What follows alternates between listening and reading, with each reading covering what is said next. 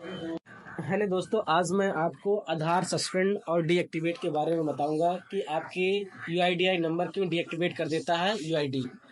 जैसे कि कभी आपने आधार कार्ड बहुत पहले 2012, 13, 14, 15, 16 कभी भी आपने बनाया होगा। उसके बाद अगर आप 20 में उसमें ना ही उस आधार पे आपने डॉक्यूमेंट अपडेट किया होगा, ना ही उसमें कुछ आपने बैंक अकाउंट या कुछ भी आपने कराया होगा।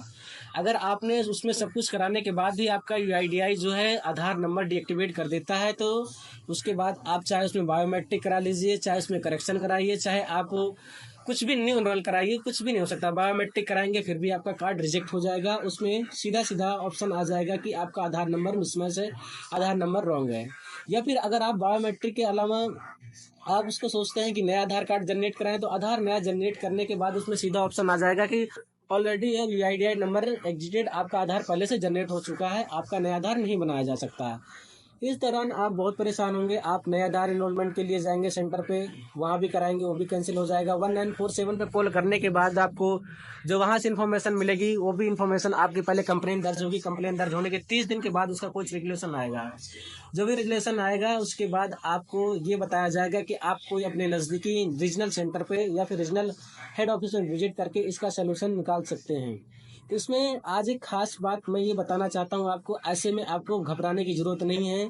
यदि आपका आधार डीएक्टिवेट हो जाता है, सस्पेंड कर दिया जाता है यूआईडीआई के थ्रू, तो अब आपको सीधा सीधा क्या करना है, सबसे पहले आपको 1947 पर कंप्लेन कर देना है। उसके बाद आपको सेंटर पे जा करके न्यू एनरोल कराना होगा। न्यू एनरोल कराने के बाद आपके पास जो स्लिप आएगी, उस स्लिप में अगर रिजेक्ट का ऑप्शन आता है या फिर मैनुअल डुप्लीकेट का ऑप्शन आता है, तो उस स्लिप के द्वारा जो पुराने आधार में जो डाटा था, नाम, date of birth, father name, address, area का पिन कोड, केयर ऑफ में क्या नाम डाला है, सारी डिटेल को लेकर के आप डायरेक्ट 1947 पे कॉल करें। उसके बाद जैसे ही आप कॉल करते हैं 1947 पे, तो आप सबसे पहले अपने आधार लॉस्ट की डिटेल के बारे में बताते हैं कि सर मेरा आधार बना था, वो खो गया।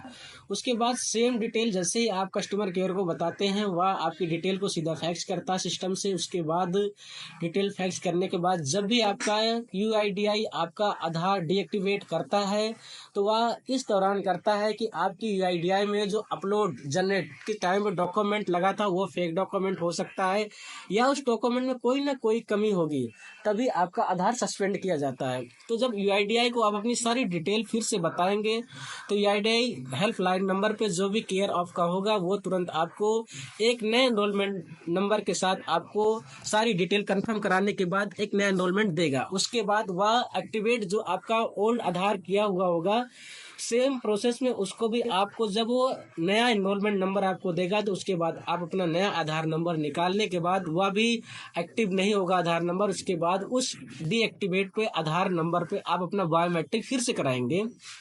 उसके बाद करंट में जो बायोमेट्रिक आपकी की जाएगी, उस बायोमेट्रिक के 1 हफ्ते 10 दिन के बाद आप दोबारा से जब अपना आधार डाउनलोड करेंगे, तो आपको एक नया आधार कार्ड नंबर मिल जाएगा, जिससे आपकी सारी चीज़ें, नाम, date of birth, father name, care of में जो भी डिटेल्स होगी, या एरिया, पिन कोड, एड्रेस, जो भी डाटा आपका होगा, सारा डाटा आपको जो है सेम मिल जाएगा।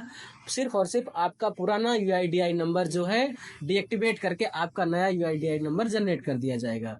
ये आपका प्रोसेस जो है आपके सस्पेंड और डीएक्टिवेट के सबसे सटीक और सबसे सही तरीके का आधार नंबर प्राप्त करने का तरीका है।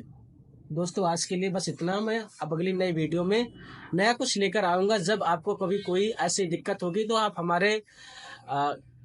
हमारे सेशन में जा करके आप अपना डिटेल शेयर करके आप हमसे जानकारी ले सकते हैं। आधार से रिलेटेड कोई भी जानकारी लेने के लिए हमारे पास आपको कोई भी चार्जेस नहीं देना होगा। जो भी जानकारी जिस भी टाइम आपको चाहिए होगा, हमेशा आपको जानकारी हमारे डिटेल के थ्रू आपको मिल जाएगी। हमारे लिंक पे